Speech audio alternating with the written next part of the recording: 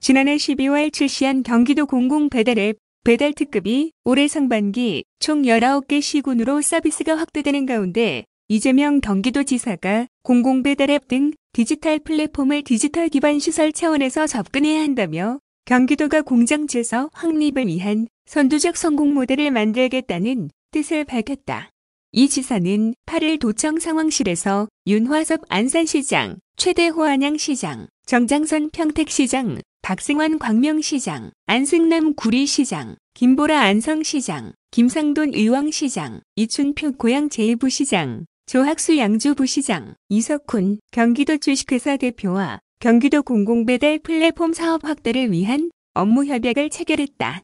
이 지사는 이날 공정한 시장 경제 질서라는 것은 합리적 경쟁이 가능해야 지켜질 수 있다며 이용을 안 할 수 없는 상황을 악용해 어떤 영역을 독점해 과도한 이익을 취하는 것은 혁신이 아니다라고 말했다.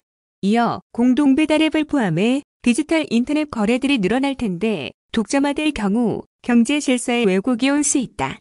거래를 위한 광장인데 누군가 독점에 과중한 비용을 부담시키면 그것은 합리적 사회라 할 수 없다고 덧붙였다. 그러면서 앞으로 이 사업은 우리에게 따라 디지털의 수호시로서 공간, 영역, 기능적으로도 확산의 가능성이 높다고 본다. 민도 광도 함께 사는 훌륭한 정책으로 정착시켜 나가자고 강조했다. 공공배달앱 배달특급은 배달앱 시장의 독과점 문제 해소와 공정시장 질서 확립을 위해 경기도 주식회사가 민관 협력으로 개발, 운영하는 어플리케이션으로 민선 7기 경기도형 디지털 뉴딜 사업의 주축이다. 가맹점 수수료가 민간앱보다 6에서 13% 저렴하다는 점, 지역화폐를 활용해 할인 혜택도 없고 편리하게 결제할 수 있다는 장점이 있어 지난해 12월 1일 출시 이후 현재까지 가입형 22만 명, 총 거래액 120억 원을 넘기며 큰 호응을 얻고 있다. 특히 최근 글로벌 빅데이터 연구소의 지난 1에서 2월 국내 배달앱 6개사 대상 순호감도 조사 결과에 따르면 배달특급이 2달 연속 1위를 차지하는 등 배달앱 시장에 큰 돌풍을 일으키고 있는 것이 입증됐다. 이번 협약에 따라 경기도는 시군, 경기도 주식회사와 함께 공공배달 플랫폼의 안정적이고 신속한 확대를 위해 공동 노력을 기울일 계획이다. 구체적으로 도는 공공디지털, SCO 구축과 소상공인 교육, 사업 홍보 등에 대한 지원을 각 시군은 공공배달 플랫폼 사업의 조기 확산과 안정적 운영에 필요한 지원을 경기도 주식회사는 배달특급의 합리적 운영과 서비스 증진, 소상공인 판로 지원 등에 적극 힘쓰기로 약속했다. 배달특급은 현재 화성, 파주, 오산, 수원, 김포, 이천, 포천, 양평, 연천 9개 시군에서 서비스 중으로 이번 협약에 참여한 9개 시군과 용인을 포함해 올 상반기까지 19개 시군으로 서비스를 확대할 계획이다. 이어 내년 중 도내 전역에서 배달 특급 서비스를 시행할 수 있도록 올 하반기에 남양주, 의정부, 광주, 군포, 하남, 여주, 동두천, 가평, 시흥, 2022년도 상반기에 부천, 과천, 성남에서 서비스를 확대해 나갈 예정이다. 한편 이날 협약식에는 남은선, 김영애 경기도의회 경제노동위원회 위원이 함께해 공공배달 플랫폼 사업의 성공을 기원했다. 다음은 이재명 지사, 도내 희귀, 난치성 질환, 치료제 개발 현장 방문 뉴스입니다. 이재명 경기도지사가 희귀, 난치성 질환 치료제 개발은 생명을 살리는 인도적 사업이자 보건 안보를 튼튼히 하고 성장 가능성이 큰 미래 산업이라며 적극적인 연구 지원 의지를 밝혔다. 이재명 지사는 9일 도내 제약기업인 GC녹십자 용인 R&D 센터를 방문했다. 이번 방문은 희귀, 난치성 질환 치료제 개발 현장을 살피고 경기도 제약, 바이오 산업의 정책 방향을 모색하기 위해 마련됐다. 희귀, 난치성 질환 치료제 개발이 이뤄지는 R&D 센터에서 연구실과 세포 배양실 등을 둘러본 이 지사는 희귀 질환 치료제 개발은 누구나 생명을 안전하게 유지할 수 있도록 치료 방법을 공공 영역에서 제공해준다는 측면이 있다. 전 세계적으로 보면 수요가 커서 하나의 미래 산업이 될 수 있겠다고 생각한다며 치료제나 백신 개발을 지나치게 해외에 의존할 경우 우리 주권도 심각하게 위협받을 수 있어 보건 안보적 측면도 있다고 말했다. 이어 희귀 질환이나 난치병에 대한 투자도 우리가 함께 고민해 많은 사람들의 생명을 살리는 인도적 사업으로 잘 성장할 수 있기를 기대한다고 덧붙였다. 이재명 지사는 이날 허원철 GC 녹십자 대표이사, 김철호 아주대학교 의료원 첨단의학연구원장, 유승경 경기도경제과학진흥원장과 희귀, 난치성 질환, 신약 공동연구 및 협업을 위한 업무 협약을 체결했다. 협약에 따라 4개 기관은 희귀, 난치성 질환 연구와 치료제 개발을 위한 공동기획 및 연구개발, 경기도 희귀, 난치성 질환 관련 창업기업 육성 지원 등 경기도 제약, 바이오 산업 발전과 건강한 지역사회 구현을 위해 힘을 모으기로 했다. 협약식에는 정춘숙 신현영 국회의원과 경기도의회 최세명 도의원도 참석했다. 협약 후 진행된 현장 간담회에서는 참석자들과 도내제약, 바이오 산업 발전과 희귀, 난치성 질환 공동 연구를 위한 다양한 방안을 논의했다.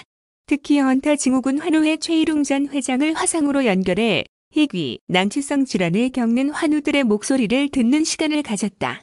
헌터 증후군을 앓고 있는 아들을 둔 최 회장은 처음에는 외국 약을 맞았는데 다행스럽게 녹십자에서 약을 개발해 전액 국가 부담으로 치료받고 있다며 아직도 아예 약이 없거나 외국 약을 맞아야 하는 희귀 질환자가 너무 많다. 정부에서 기관이나 제약사 연구개발 분야에 투자와 지원을 해 보다 많은 사람들이 혜택을 받았으면 좋겠다고 말했다. GC 녹십자는 백신과 혈액제제를 생산 및 판매하는 회사로 세계 5위의 혈장 생산시설과 백신 생산시설을 보유하고 있다. 신약 개발을 통해 헌터 증후군과 혈우병 등 희귀질환 치료에 앞장서고 있으며 코로나19 혈장 치료제를 개발해 식품의약품안전처 임상 이상 승인을 받은 바 있다. 다음은 문정임 경기도국제평화교류위원장의 미종신 냉전과 한국의 선택, 강연 뉴스입니다. 문정임 경기도국제평화교류위원장이 코로나19 이후 신냉전에 들어선 미국과 중국 사이에서 양국과 전략적 협력을 유지하며 초월적 외교를 모색해야 한다고 밝혔다. 경기도는 9일 문정인 경기도국제평화교류위원장을 초청, 미종신 냉전과 한국의 선택이란 주제로 직원 대상 강연을 개최했다. 이번 강연은 코로나19 이후 새로운 세계 질서를 공유하고 미래를 대비하자는 취지에서 마련됐다. 문 위원장은 강연에서 미국 바이든 행정부의 출범과 코로나19 이후 미중 대결 구도 아래 한국의 전략적 선택은 무엇인지, 한미동맹 강화론, 중국 편승론, 홀로서기론, 현상 유지론, 초월적 외교 등 대안적 전략 구도를 제시하고 한국이 가야 할 길에 대해 모색했다. 문 위원장은 현재 미중 관계는 차가운 평화와 신냉전 사이의 경계선상에 있다고 본다며 이런 위태로운 상황에서 한미동맹 강화론과 친중 편성론이 대두되고 있지만 양쪽 다 현실적으로 쉽지 않다고 말했다. 이어 문 위원장은 한미동맹, 중국과의 전략적 협력 관계를 유지하는 가운데 다자주의 및 열린 지역주의를 지향해야 한다며 세력 균형 또는 강대국 결정론에서 벗어나 중견 세력 국가들과 협력해 미중이 신냉전으로 가는 것을 막는 초월적 외교를 모색해야 한다고 강조했다. 희망의 경기 포럼은 1998년부터 국내 저명 인사를 초청, 미래 변화를 선도하는 핵심 인재를 양성코자 운영하는 경기도 강연 프로그램으로 사회적 거리두기 2단계 방역 지침을 철저히 준수해 50명 내외 배석 및 청내 방송, 소셜 라이브 생중계를 통해 진행됐다. 문 위원장은 대통령 통일 외교안보 특보를 지낸 자타공인의 통일, 외교, 안보 분야 최고 권위 전문가로 현재 세종연구소 이사장, 연세대학교 명례특임 교수, 글로벌 아시아 편집인으로 활발히 활동 중이다. 지난달 22일 경기도는 새로 출범하는 경기도 국제평화교류위원회의 공동위원장으로 이재강 평화부 지사와 함께 문 위원장을 위촉했다. 경기도 국제평화교류위원회는 지난 1월 8일 제정, 시행된 경기도 국제평화교류 지원 조례에 따라 최초로 구성되는 자문기구로 지방정부 차원에서 한반도 평화와 번영을 위해 수립, 시행하는 일체의 국제교류 정책에 관해 자문을 하게 된다. 도는 문 위원장이 중앙정부와 학계, 민간 등에서의 다양한 경험과 풍부한 국제적 네트워크를 보유한 만큼 경기도가 지방정부 차원의 평화 외교를 보다 적극적으로 수행하는 데 큰 힘이 될 것으로 기대하고 있다. 다음은 아파트 경비 노동자 휴게시설 개선 지원 사업 뉴스입니다. 경기도가 올해 1월부터 공모를 진행한 아파트 경비 노동자 휴게시설 개선 지원 사업 최종 지원 대상 선정단지 121곳을 9일 발표했다. 아파트 경비 노동자 휴게시설 개선 지원 사업은 도내 공동주택 단지를 대상으로 시설 개보수 및 비품 교체, 구비 등 휴게시설 개선 비용을 지원하는 사업으로 민선 7기 경기도가 올해 처음 도입했다. 1월 29일에서 2월 26일 공모 결과 총 542개 단지가 신청했고 이 중 1차로 243개 단지가 뽑혔다. 이후 외부 전문가로 구성된 심의위원회의를 통해 1차 선정단지 대상 현장 조사를 실시, 최종 심사를 거쳐 총 121개 단지를 선정했다.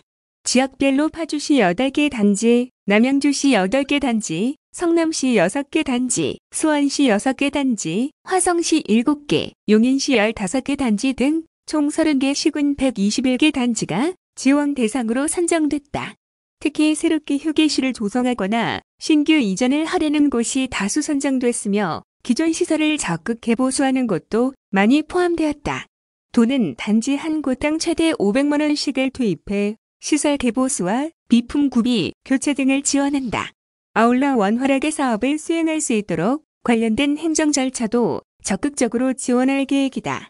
이번 사업은 경비 노동자 휴식권 보장에 대한 사회적 관심과 더불어 그간 예산 등의 문제로 휴게실 개선을 선뜻하지 못했던 공동주택 단지의 관리 주체의 개선 내지 입주민들의 지지를 적극 끌어냈다는 점에서 의의가 있다.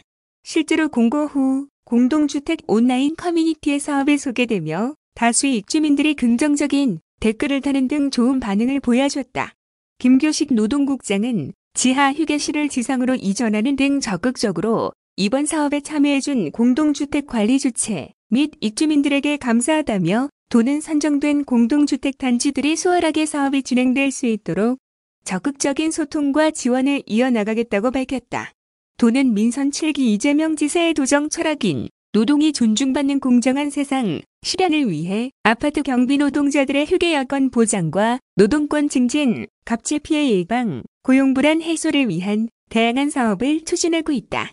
도는 공동주택 단지가 단순한 주거 공간을 넘어 노동자들과 입주민들이 서로 배려하고 존중하는 따뜻한 공동체로 나아갈 수 있도록 적극적인 후속 사업도 추진할 계획이다.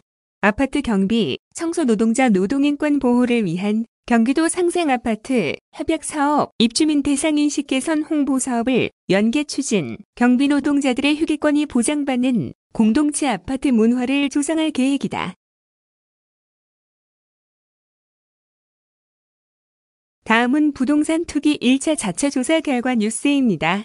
경기도가 용인 플랫폼시티 등 개발사업지구 6곳에 대한 공직자 부동산 투기 자체 감사를 실시한 결과 투기 정황이 의심되는 경기도청 소속 직원 3명을 포함해 총 54명을 적발했다. 도는 이 가운데 업무상 취득한 정보를 활용해 투기를 한 직원 1명은 고발 조치하고 나머지 직원 2명은 수사 의뢰했다. 도는 또 감사 과정에서 농지법 위반 가능성이 높은 일반인 51명을 발견하고 경찰의 수사를 요청하는 한편 기획부동산으로 의심되는 6개 법인도 공인중개사법 위반 가능성이 높다고 보고 역시 수사 의뢰했다. LH 투기의 호개소를 위한 경기도 반부패 조사단은 9일 이런 내용을 담은 1차 조사 결과를 발표했다. 도 조사단은 지난달 11일부터 도와 경기주택도시공사 주도 6개 개발지구에 대한 공직자 투기 감사를 실시했다. 조사 대상은 2013년 이후 현재까지 경기도청 및 GH에 근무했던 직원 및 친족만 8,102명, 대상 사업은 용인 플랫폼시티, 성남금토, 광명학원, 안양인덕원, 관양고, 평택현덕지구다. 감사 대상 직원 중 개발사업 업무와의 관련성이 높다고 판단된 도시주택실과 경기경제청, GH 직원에 대해선 배우자, 직원 본인과 배우자의 직계존, 비속, 형제자매까지 포함해 조사가 진행됐다. 조사 결과 직원 가운데 6개 사업지구 내에 토지를 소유한 직원은 4명으로 나타났으나 모두 상속에 의한 취득으로 투기 정황이 발견되지 않았다. 또 평택현덕지구 내에서 직원 가족의 거래가 발견됐으나 모친이 2008년 상속으로 취득한 토지를 2020년 자신의 딸에게 매매, 증여한 것으로 나타났다. 또 사업 지구 내 아파트 다수 거래자 13명을 발견, 심층 조사를 진행했으나 동일 지역 내 주거지 이동이나 분양 등 정상 거래로 확인됐다. 그러나 인접 지역 토지 소유 및 거래 현황 분석 결과에선 부동산 투기 의심자 21명이 발견됐다. 도 조사단은 이들을 대상으로 심층 감사를 벌인 결과 도청 소속 직원 3명을 고발 또는 수사 의뢰하기로 결정했다. 나머지 18명은 법령 위반이나 투기 의도 등이 없다고 판단, 종결 처리했다. 구체적으로 살펴보면 A씨는 2017년 11월 평택시 포승레이미아 115.5제곱미터를 기획부동산으로 추정되는 법인을 통해 지분으로 매입했으며 2019년 7월에도 위 토지와 인접한 포승레이미아 56.1제곱미터를 같은 기획부동산을 통해 매입했다. A씨는 당시 현덕지구개발사업협의부서에서 근무하면서 업무상 취득한 정보를 통해 토지를 매입한 단서가 일부 발견되고 발 조치됐다. B씨는 2018년 3월 평택 현덕면 농지 33제곱미터 규모의 지분을 구입하면서 허위로 농지 취득 자격 증명을 발급받았다. 특히 B씨는 도청에 재직 중이면서도 농지 취득 자격 증명 신청 당시 연령과 직업을 각각 61세, 주부라고 속였다. C씨는 임용되기 전인 2015년 10월 지인 2명과 함께 평택시 현덕면 4,960제곱미터를 공동으로 취득한 뒤 2021년 3월 일부인 2,980제곱미터를 매도했다. 이를 통해 C씨와 지인 2명은 6억 원대의 매도 차익을 얻었다. C씨의 경우 1억 2천만 원의 이익을 얻은 것으로 분석됐다. 감사 결과 C씨도 B씨와 마찬가지로 허위로 농지 취득 자격 증명을 발급받고 실제로 영농행위를 하지 않았다. 도 조사단 관계자는 B씨와 C씨의 경우 직무상 개발 사업과 관련된 정보를 취득할 만한 위치에 있지 않았고 심층 감사에서도 부동산 매입과 업무 연관성이 확인되지 않았다면서 그러나 공직자로서 실제 영농행위 없이 허위로 농지를 소유하고 있었던 만큼 농지법 위반으로 판단, 수사 의뢰하기로 결정했다고 설명했다. 도 조사단은 B씨 관련 조사를 진행하던 과정에서 B씨를 포함한 해당 부지의 지분 소유자가 48명에 달하는 것을 확인했다. 도 조사단은 이들 모두 B씨처럼 허위로 농지 취득 자격증명서를 발급받았을 가능성이 높다고 보고 있다. 또 농지인 해당 부지를 구입한 뒤 농사를 짓지 않고 분할 판매한 B씨도 농지법 위반 사실이 있는 것으로 보고 49명을 함께 수사를 의뢰했다. C씨의 지인 2명도 허위로 농지 취득 자격증명서를 발급받았을 가능성이 높아 수사 대상에 포함됐다. 이에 따라 도의 수사 의뢰 대상은 모두 50명이다. 이 밖에도 도는 감사 과정에서 지분 쪼개기 과정을 거친 토지를 판매한 것으로 확인된 기획부동산 의심 법인 6개와 관련자 1명에 대해서도 수사 의뢰했다. 한편 도 조사단은 지난 1일 오전 경기도청에서 시민감사관 16명이 참석한 가운데 제1차량부동산 투기 자체 감사 결과를 보고하고 조치 결과와 향후 조사 방향에 대한 의견을 수렴해 이번 결정을 내렸다고 설명했다. 도 조사단은 참석한 시민감사관들에게 부동산 투기 감사 절차와 방법뿐 아니라 투기 의심자, 선정 이유, 심층 조사 결과 등을 설명했다. 또 부동산 거래 현황 등을 통해 투기 의심자를 추출하는 과정도 직접 확인할 수 있도록 시연했다. 도 조사단은 현재 도내 3기 신도시와 100만 제곱미터 이상 택지개발지구 7곳을 대상으로 도청 전 현직 직원 본인과 가족을 대상으로 한 투기 여부를 감사 중이다.